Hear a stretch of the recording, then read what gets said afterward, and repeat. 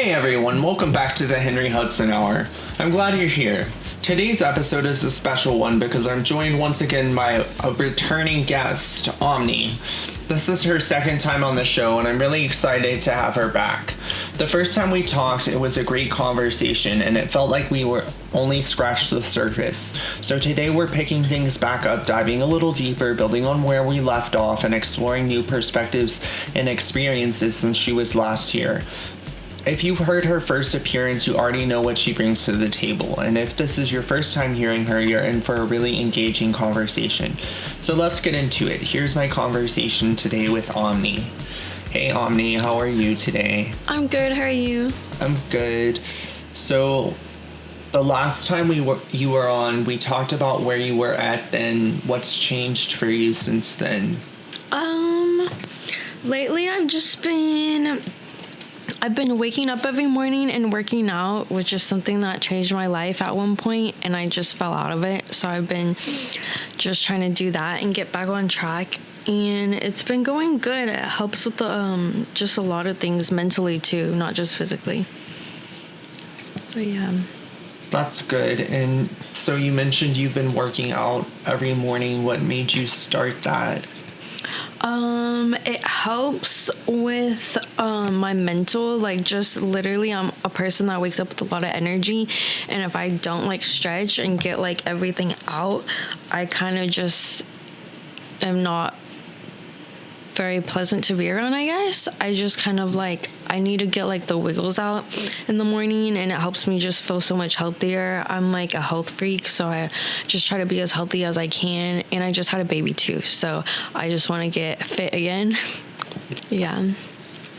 And you also had mentioned that you started journaling. What's that been like for you? Yes. I used to journal a lot. I started maybe a long time ago, but I don't know, it changed my life a lot, just as far as manifesting type of stuff, and the law of attraction, stuff like that I'm really into. And so I've just been writing affirmations a lot, writing goals. Writing my goals helps me a lot. Seeing things visually and writing things down, I think really makes things come to manifest faster, I guess, if that makes sense. But yeah, I've just been journaling a lot. I've been writing my dreams down a lot too, so I can remember them. I've always wanted to do that. I every time I try to start, I kind of just forget and I stop again, but I'm trying to again. So we'll see how that goes. I had the weirdest dream that I was in Connecticut. Really? And I woke up and I was like, why? No. I've never been there. And I was like, why was I in Connecticut in my dream? That is so random. That's funny. That's funny. I know. And you also mentioned that you've been dealing with some health stuff. What's been going on there? Yeah, hormones are crazy. Girls' hormones affect everything, and I feel like it's really the root of a lot of problems that people don't realize. And so just since I stopped breastfeeding and pumping, and just my hormones have been all over the place, it sucks because my prescription that I need is really expensive and healthcare isn't the best, and so I got it. And that doctor doesn't take insurance too, which is weird. He's like a hippie doctor, but he also prescribes the progesterone that I need, and that's what I need to balance all my hormones out. So I feel like working out hand in hand with that just makes me feel better overall.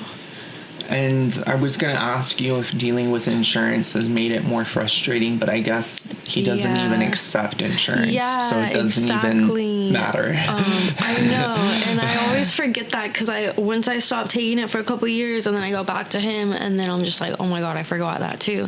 And then the medication is so expensive too. It's just it's expensive to see him and get the meds, yeah. And, so it sounds like your experience navigating all of that has been frustrating. Yeah, it has been.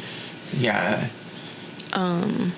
Yeah, healthcare here is a pain. I'm gonna have to change it again. Talking about the baby too, getting her insurance. Yeah. Was that something that you were working on today? Yeah, I'm gonna have to be on the phone for like hours today. We're gonna have to find her a new insurance too. We did have Medicaid. Because I was on the pregnant woman Medicaid, whatever that is called. So I was getting it for free, both of us. And then when she was born, she was getting it for free for like a year or two. But I'm getting ready to like. They kick you off eventually off that too as well. So either way, like I'm gonna have to find a separate insurance eventually. That does not sound like a fun day. Yeah, I know. I hate calling 211. I hate calling like all that stuff. Yeah. Your afternoon is gonna be no fun. I know. So you also mentioned something that really stuck with you, those daycare videos you've been watching. First of all, like where did you find them, and what are they like? It's just things like people send me, or like reels and stuff, and or like on the news, and like it's terrifying. Like there's so many videos lately I've seen, like just daycare workers or teachers like just abusing children, whether it's physical or verbally. Like I've seen kids get like shoes thrown at them. I've seen like just crazy stuff, and it just makes me really scared about where I'm gonna put my daughter in school.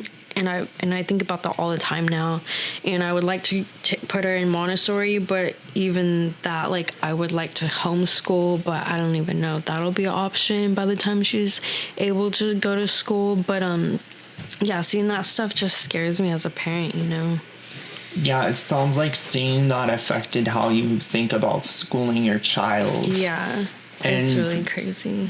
Did it change your perspective immediately, or was it gradual? I would say immediately, because like I don't know, I've always been like, I had kids around me, so I've always thought about kids. I've always thought about that, like, what am I gonna do when I have kids? But after having her, it's very real now, and so I feel like I just think about it all the time, and I'm always telling her, Dad, like, let's homeschool.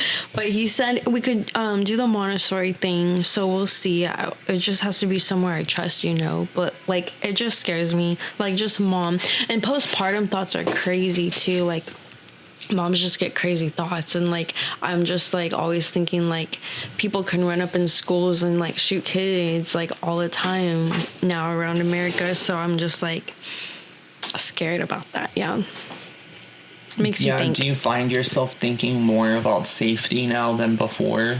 Oh yeah, it's really crazy. Like I drive like a grandma when I have the baby with me. Like, it's really crazy. Yeah, I bet. I would too. I would be so nervous. Mm-hmm. It's like she's like my precious jewel, and like it's just crazy. I like walk around so careful with her. You also mentioned that you're trying to be on your phone less around your daughter. What made you realize that? I thought about it, and I'm just like, kids these days don't grow up the way that we used to, and we're like one of the last generations really basically that grew up with without, you know, phones like that and internet like that. Like I remember when we first got a computer at my household, but and like when my parents got their first cell phones, but like they weren't always staring at a screen in front of me all the time, so it just made me really think, and I just don't like to wake up and immediately get on my phone anyways, so I'm just trying to be really present, and especially around my daughter. Like I don't want her to just see her mom on the phone a lot, not that I am, but I'm just trying to be on it less, I guess. Yeah. Okay, and I apologize if you can hear my cats in the background. They're being very, very naughty right now. So I'm really sorry about that. I will try to mitigate the situation as much as I can. So was there a specific moment where that clicked for you? I don't know. I'm just trying to think a lot and be more present. I'm trying really to be more wise with my time, just because everyone says life is short, obviously, but it's just so different now, I guess. And I'm just trying to be more consciously aware of that. And yeah, I don't know. I was going to say something, but I forgot what I was going to say. Oh, it's okay. Yeah. I was just going to say, I think that that's really healthy, and I think that it's really bad that, like, people are just on their phones all the time now. Yeah. I feel like it's so unhealthy. Right? And I miss the days when we were kids and we had dumb phones instead of smartphones. Yeah. And, like, you had to make phone calls. Like, you couldn't even really text very much. Right? Literally. You had to press the buttons 3 times to get to the letters. Do you remember that? Yes. I used to be so fast. I know, me too. I don't know how. That was crazy. That was a time. People don't even know about that. Yeah. And you had mentioned something about your baby having a rash. What happened there? I think at first I thought she was allergic to mosquitoes, because babies are always, it's so weird. Babies are always having things with them. Like, not like necessarily bad, but like they're babies, they're kids, you know? Like, kids get sick and there's germs everywhere. And especially when they start going to school. But she had, I thought she was allergic to mosquito bites because we were outside for a long time, and she like kind of swelled up. But then her dad was like, maybe she got poison ivy from him. So I don't know, but I put cortisone cream on her and it's like pretty much gone now. But yeah, it was weird. Yeah.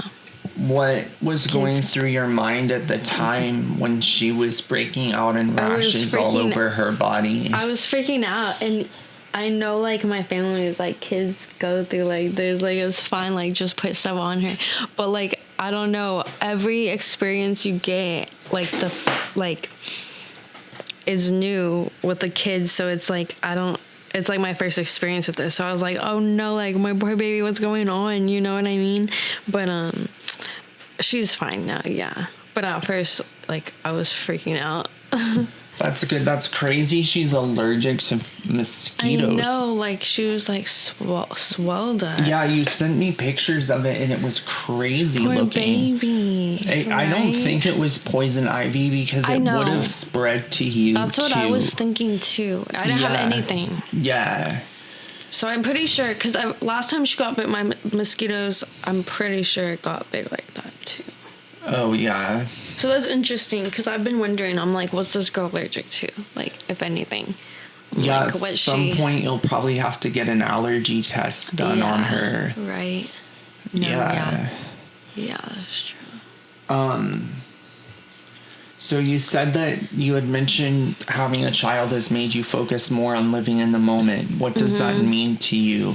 That means to me, so I like precious moments, like whether it's learning, like engagement with her, outside time, nature time, reading books, like stuff like that is like really precious, important moments to me. I mean, I was kind of raised, like, when I was little, we had, like, the TV around at my grandparents' house, but then older, like, my parents never had cable, but we would watch movies, so, like, I don't know, I'm kind of back and forth on the TV thing. I don't want her to be an iPad kid at all, and I don't give her, like, iPad at all, but I do put movies on for her and stuff, but I just try to, like, take her outside as much as I can, and just, like, one-on-one bond and stuff like that. Like, I just don't want to be that person, like, older and just, like, regret, like, you know, things like other people do, or, like, not really being there. Do you feel like it's something a lot of parents overlook? Yeah, for sure. Yeah. And I like, oh yeah, like people that I know just wish they had more time with their parents and stuff like that. So I'm just really trying to like, I'm really grateful. I only had to work 1 day a week for like a year, her first year of her life. Because I hear about other people having to spend like more on daycare than they barely make at work, like, and like could barely see their kid, like they have a few hours with them at home after work, and it just like makes me really sad for that. I mean, you got to do what you got to do, and I get that, but I'm really lucky that I can spend this much time with her right now. Yeah, for sure. That's such a blessing. Like, I'm very grateful that you have all that time with her. Thanks, for real. Yeah. And how has your mindset changed because of the whole, like, staying in the moment thing and mindfulness, like, since you've been practicing? It's made me a lot more happy. I may not have, like, everything done all the time, but being present, it makes her happy, and that makes me happy too. So it's made my my mental state a lot better doing that. Okay, that's awesome. All right, switching gears a little bit, let's get to the news. Okay. All right, let's see. Let me open our news packet for today. So this first story here, it's I thought that this was interesting. It says, I'm 70 and I've started noticing that the friends who text back within minutes are rarely the ones who show up when you actually need them. And the ones who take hours to respond are the ones sitting in your hospital room at midnight. Would you agree with that? How do you feel about that? Because I'm like, I don't know if I agree with that. I don't agree with that, but I could understand a little bit, because for me, it's kind of like, in a way, something similar. It's like, sorry. It's like I have the less pictures with the friends I'm more closest to with them, if that makes sense. Like, less pictures with them. And I hang out with them more, but I don't have any pictures of me with them. But I'm so the that's same kind of way. right? That's the same thing for me too. That's so weird. Yeah, Right? I have like all these photos with people I see like once a year. Yeah. And then people that I hang out with like once a week, I never take photos with them. Exactly. It's Because really you're just weird. always like with them, and it's normal, and it's like, Yeah. but I wish I did have like more pictures. Yeah, for sure. So I don't know if I do agree with that, but it's like I can see. Well, this lady says,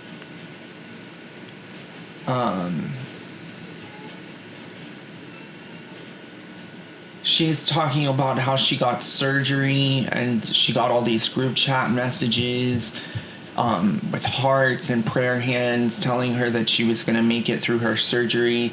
17 responses in under 10 minutes. Her phone screen was a wall of love or something that looked like it. And then hours later, after she came through, woke up, the group chat had gone quiet. Everything was empty. No one came to see her.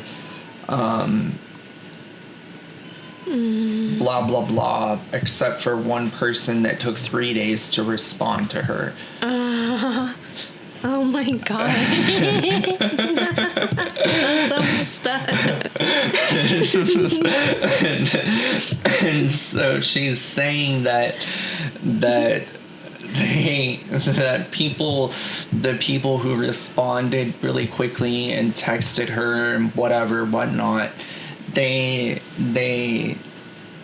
didn't show up, but the people who waited a long time to respond showed up to see her after her surgery.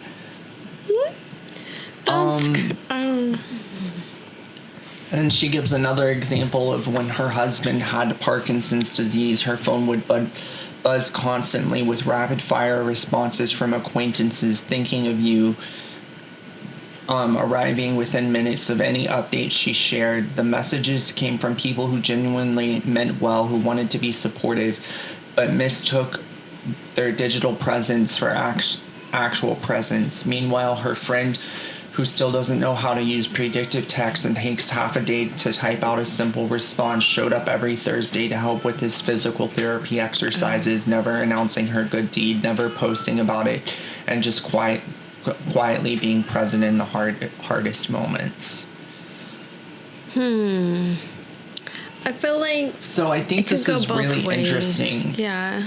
But I don't think that, I mean, I don't know. I think I don't agree. Yeah. I don't. For me personally, I just don't feel, I'm not feeling it. Because I have people who will respond right away and they'll still be there. And then I have people who might take longer, but they'll still be there. And then the opposite, too. So the next one I posted is that, like, apparently not wearing makeup is coming in style. Oh, and I thought you would find that, get a kick out of that since you don't really wear makeup.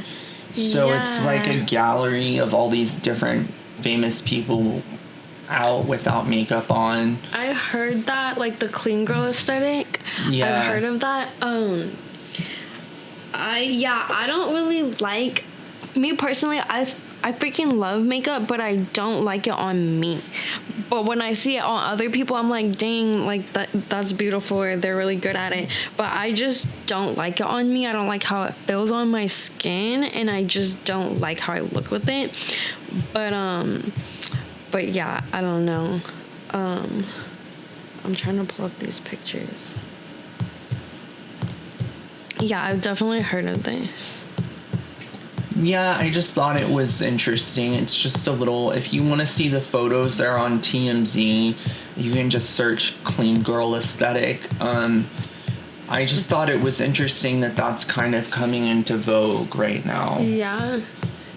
And yeah, it's crazy because like 10 years ago, it was like heavy makeup was in style. Heavy eyebrows. Yeah, heavy makeup. And not like bushy natural eyebrows, but like the thick, like drawn on eyebrows. And then like all the color lipsticks back then. And stuff. So yeah, that's interesting. It's crazy how times change like that. It really is. It's crazy. And like the jelly shoes back in style and the fringe last time. Yeah. So the next article is about the missing and dead scientists. I love this one. I've heard no, I believe this shit. I think it's real. So do you think it's a coincidence, or do you think they're connected? Killed. I think it's connected too. I think they're straight up being killed because there's no way all these like naturopath doctors or these like certain kind of doctors are just saying certain things and then they're all getting whacked right away. And like there was this one doctor I saw literally like 3 days ago. Like he had just posted something how he would never be suicidal, and then what do you know? He killed himself, apparently. It's crazy. Supposedly. Yeah. So this is a list of all of the doctors or scientists that have been killed. Air Force General William Neal McCaslin was reported missing by his wife after he vanished from his home in Albuquerque, New Mexico on February 27th. Police say he left his phone and glasses at home, and his wallet and hiking boots were missing, along with a .38 caliber revolver. Anyway, he was found dead. Stephen Garcia was reported missing on August 28th, 2025, last seen in Albuquerque, New Mexico, wearing a green camo shirt and glasses. Scientists disappeared, found dead.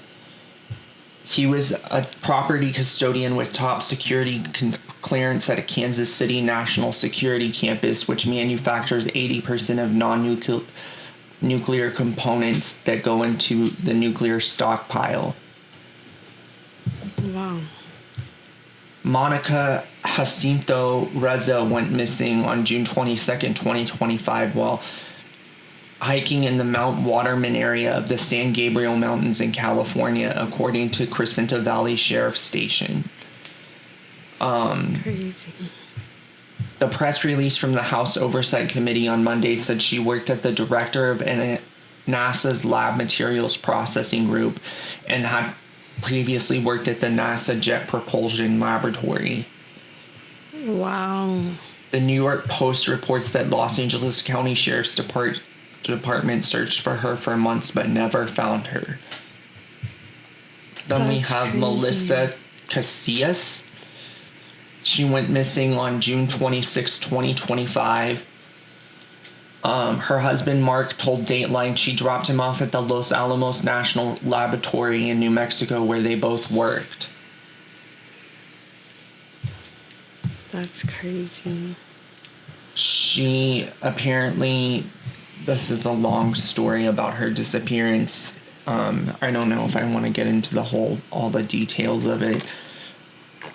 Mm-hmm. But apparently, according to her LinkedIn, she had been an administrative assistant at LANL since March 2023. The lab addresses national security challenges by advancing breakthroughs in science and technology, according to its website. That's crazy. Anthony Chavez missing. Anthony Chavez also worked at the Los Alamos National Laboratory in New Mexico, and he just vanished a month before Casillas did. According to the Los Alamos County Police Department, Anthony was reported missing on May 8th, 2025. And it's unclear what his job description at the laboratory was or what it entailed, but he was also a scientist. Yeah, I think it's like something Frank deeper. Maywald, a scientist with experience in space research, died July 4th, 2024 at the age of 61. According to the obituary, he worked on many projects, including managing the development and delivery of several NASA instruments. Nuno Laurier, I don't know how to say this one's name. Rio, I don't know. Is an MIT professor. He was shot in his home in Brookline, Massachusetts on December 17th, 2025.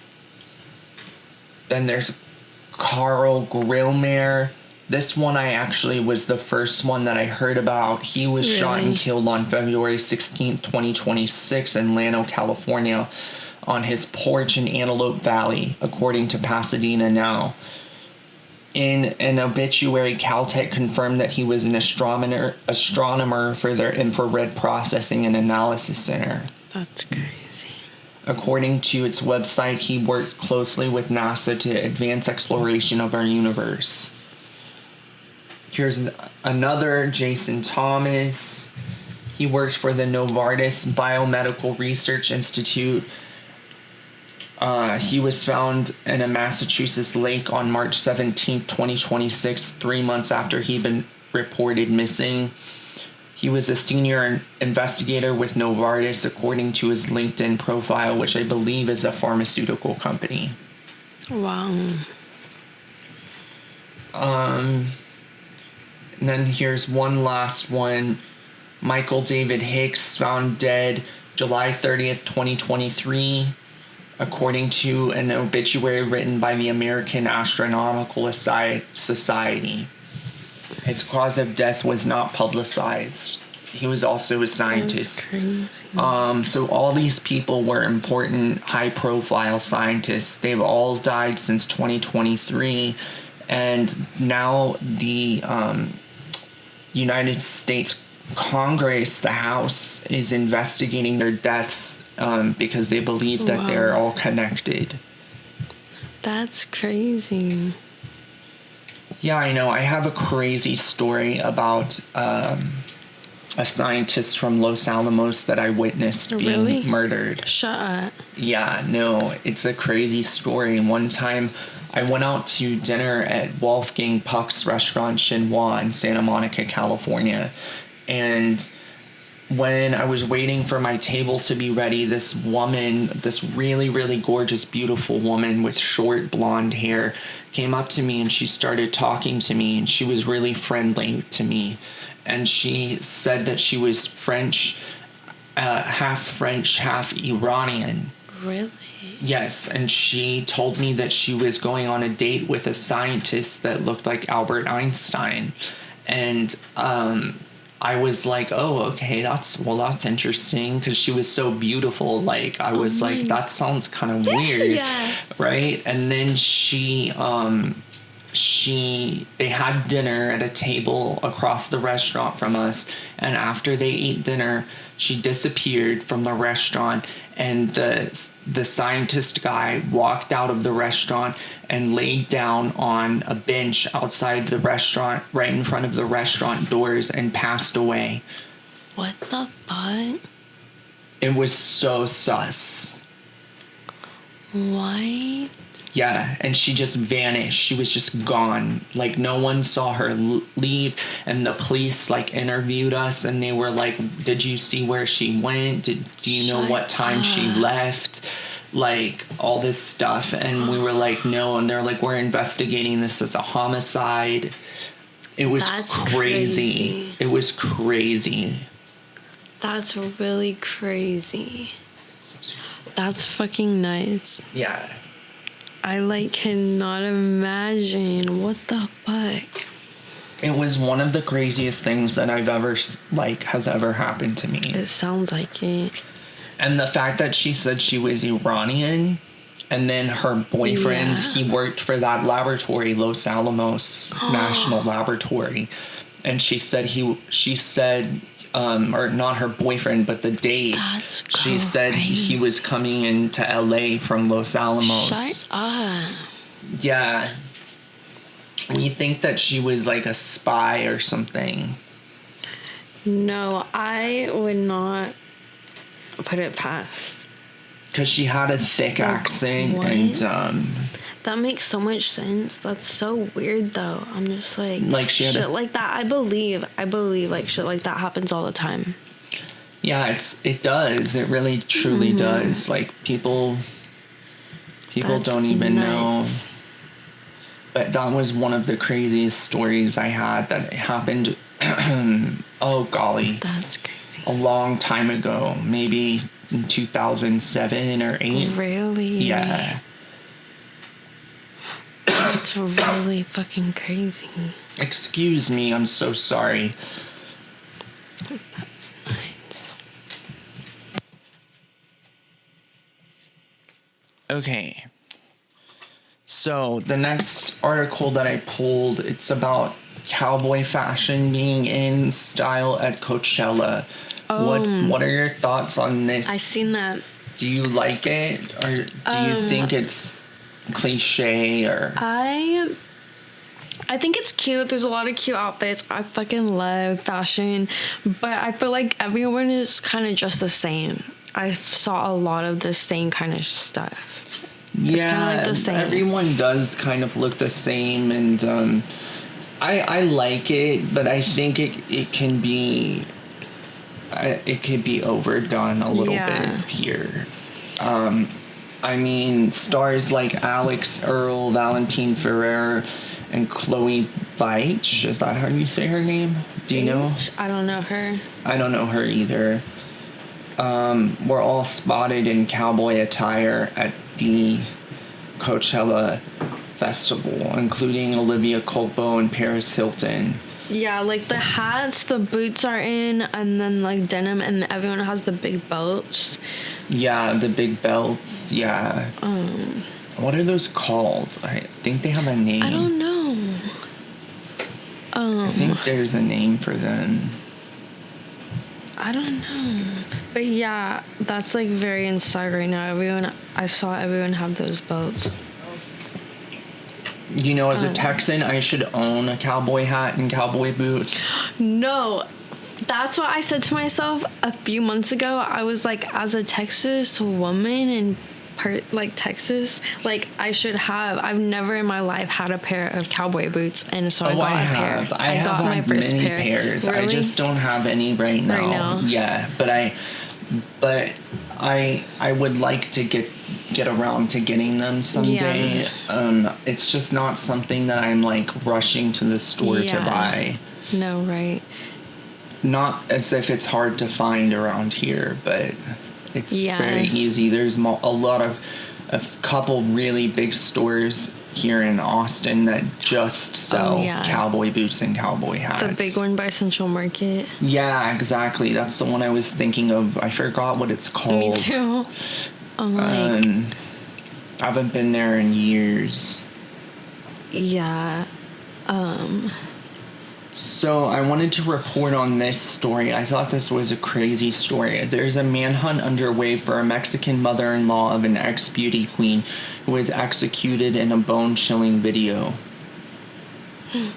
Mexico City police have launched a massive manhunt for the mother-in-law wanted for the cold-blooded, caught-on-video execution of a stunning former beauty queen. No way. The suspected killer, identified as Erica Maria in news reports, went on the lam shortly after the April 15th shooting death.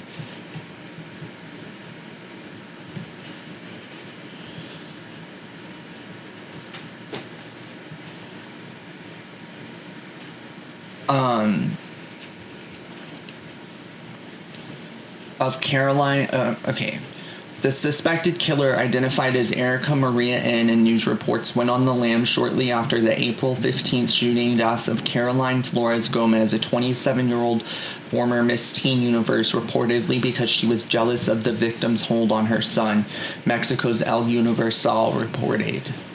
That's crazy. I think this is a crazy story. That's insane. Yeah, no, for sure. It's really wild that a mother-in-law killed a pageant queen. That's sad. Yeah, and I think it's a classic case of jealousy as a motive. Yeah. I'm like, that sounds like Selena's story. Like, so ugly. Like, jealousy. Yeah, I know. It is. It is kind of similar to that. That's crazy. And now my computer is frozen, so I guess I'll have to. And have you heard about this astrological transit? I know you wanted to talk about astrology today. Mm-hmm. Uranus is in Gemini for the first time since the 1940s. Have you heard about this? I heard that because it left Taurus. Was it in Taurus? What was it in? It was in Taurus, yes. Okay. It was in Taurus before. So in 2025, the Cosmos initiated an astrological chapter that it hadn't explored since the 1940s when Uranus transited into Gemini. It remained there only briefly, though, before retrograding back into Taurus. This week, the slow-moving planet finally comes back into the zodiac sign associated with quick thinking, where it will remain for the next several years, bringing an emphasis on personal and societal liberation. While the planet known for change is swayed by the sign related to curiosity and learning, questions become portals and thoughts become spells. During Uranus and Gemini, we are reminded of the medicine, power, and impact of our voice, our words, our communication, our learning, and our exploration of the truth. Wow. So it's going to be there until May 2033. That's crazy. That's a long time. That is a long time. So it says Uranus is astrology shorthand for change. It stands for innovation and evolution, disruption and liberation. Uranus rewires our minds. It prompts us to peer beyond current structures and perceptions, dismantle inherited stories, release mental cages, and look ahead to explore vaster possibilities. Gemini is a sign of multifaceted awareness. It heightens intuition, invites new neural pathways to begin forming, and holds space for perception and awareness to awaken and expand. As our understanding of the truth evolves, we are invited to dance among differing lenses of perception, as if we are collecting vast pieces of the puzzle that is life and what it means to us. This denotes a readiness to enter into a different conversation with ourselves, with life, and with possibility. But this transit is uniquely interesting. Uranus belongs to the astrological category of transpersonal planets. meaning its movements reach beyond our personal lives and ripple through the collective. And although Gemini is typically associated with the individual mind and its perception, thinking, and learning, by extension, it also relates to societal matters in terms of communication, exchange, groupthink, education, and media. So, as Uranus shifts through the Mercury-ruled sign, it moves through both the personal and the collective mind, involving our understanding of our individual perceptions and processing, as well as those of our societal structures. As a society, we can trace how entire generations and eras mirror the movement of our transpersonal planets. This astrological transit inspires a liberation of the mind from excess rigidity,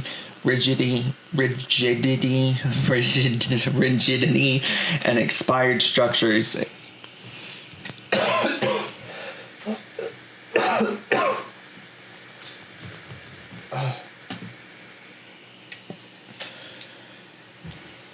It opens awareness so that we are able to look beyond existing narratives, both internal and external, to reveal just how much exists beyond them. So, I think that this is definitely something major, since it lasts for so long, that's going to affect us for a long time. Yeah. I think it's probably a good thing in general. I think it's a good thing. I like it. I think it'll be interesting. I think a change will be good. Like a new reset, because it was in Taurus for so long. And then I wonder how that will affect Geminis, but apparently it's supposed to be a good thing for the fixed signs. Oh, that's because we ended the 7-year bad luck thing. Yeah. Whatever. Well, I know that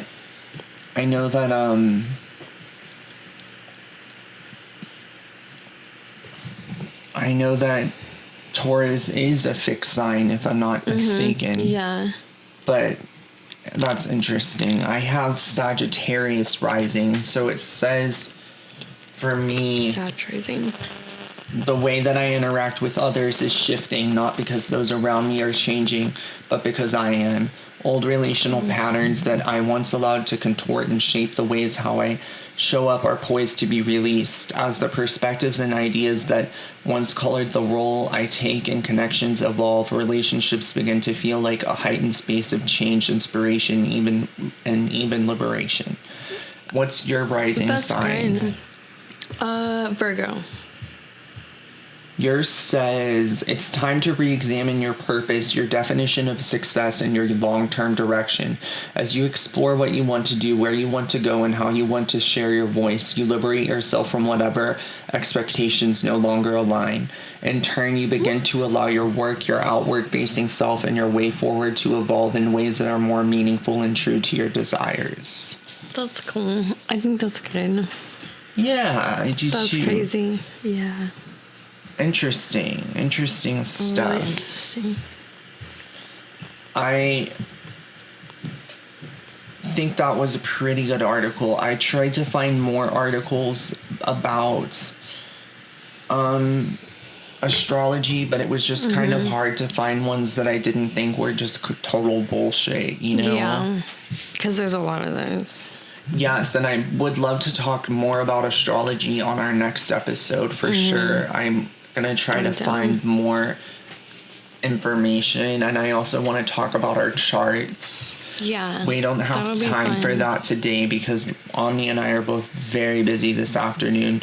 Yeah, and we'll talk about that forever. Yeah, but let's cover a couple more stories and then we'll wrap. Okay. So, I don't know if you saw this about this British mom. Her son died and she committed suicide at an assisted suicide facility in Switzerland where euthanasia is legal. I didn't hear about that story, but I heard that it's legal there recently. I heard that. Yeah, and I don't know how I feel about this. I think it's a little unethical. I kind of do too. I mean, I feel like people do what you want, but I don't think it's good to advocate that and like really set people up for that. I think there's other solutions to I don't know. Right, it says she tried pills and therapy and that they weren't working for her, but damn. I just feel like, you know what? Life is hard. Life is tough. Hard things happen to us. People die. They don't live forever. You know, you have to grow up and move on and help yourself. You know? You can't just sit and wallow. That's so sad. Yeah. Yeah, because I personally feel like it's bullshit. I don't think that they should have allowed her to die from euthanasia because her son died.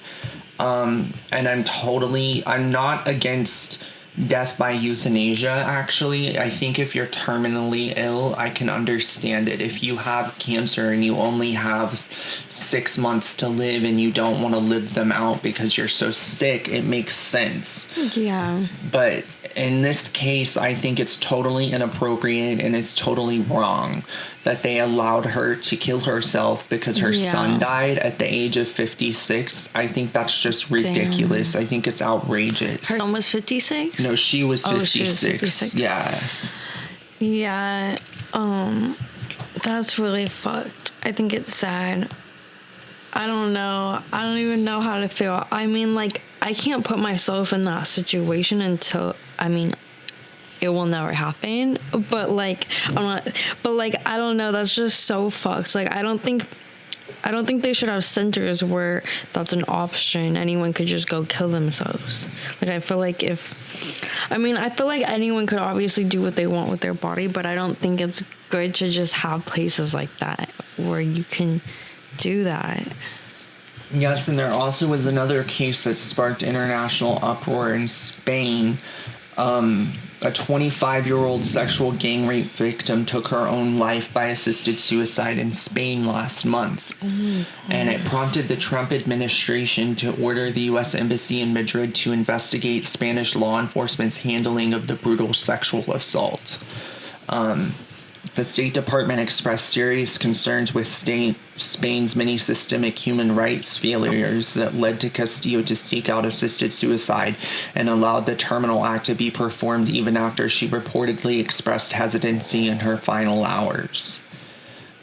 I think that these places, these centers that are doing assisted suicide, I think that they're really overstepping and crossing boundaries here. Yeah. For sure. No, I think so for sure. So I think that something should be done about that. That's crazy. That's really crazy. One of my clients at work, she's from Switzerland, and like I hear stories about her. Like, she hasn't been there in a long time, but that's crazy. I think that the other thing is, I think like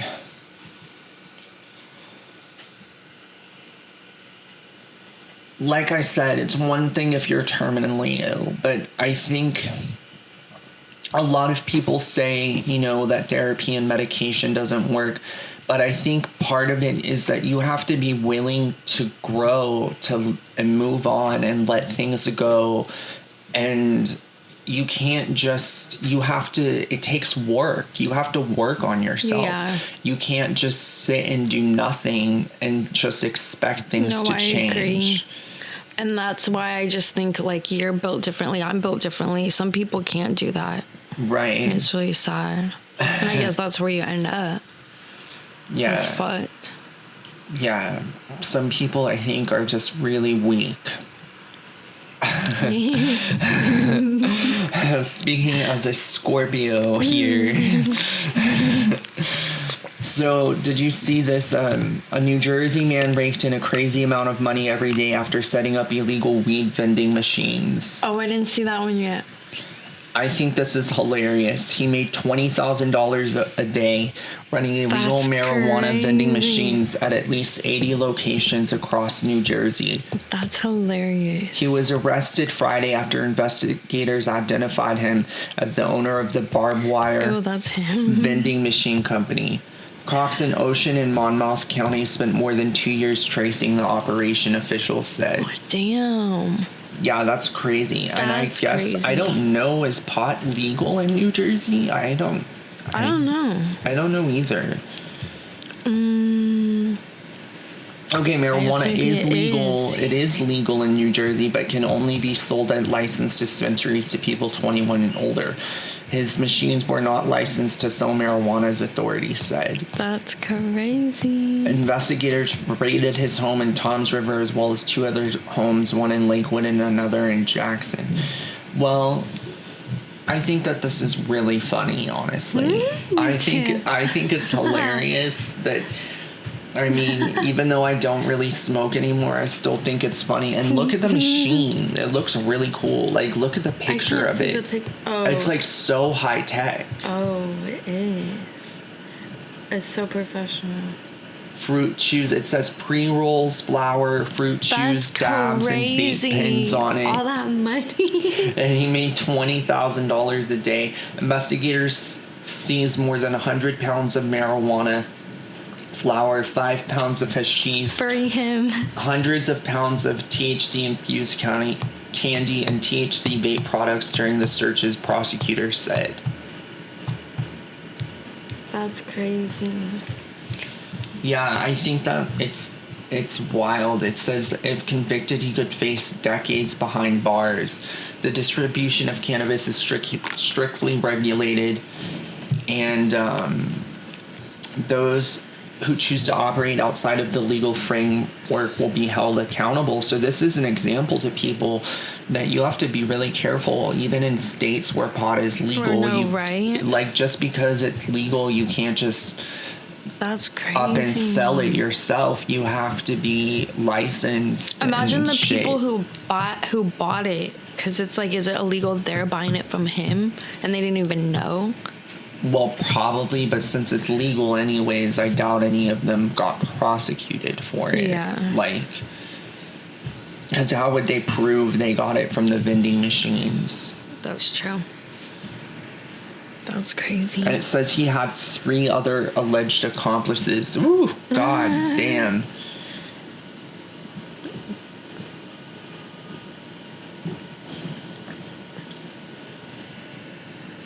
Damn. They were arrested That person looks as well. young in the middle. Yeah, he does. One of the accomplices looks like he's 18 years old. Literally.